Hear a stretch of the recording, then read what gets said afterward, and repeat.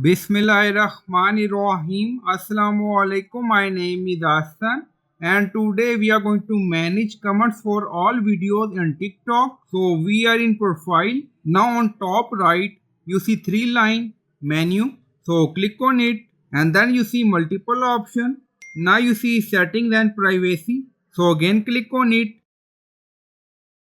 So we are in setting and privacy section. Now you see multiple option and then you see privacy.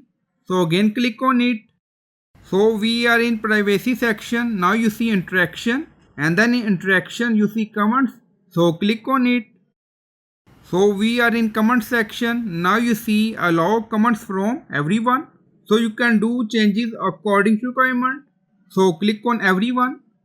Now you see comments. Who can comments on your post? Everyone, friends, follower, you follow back.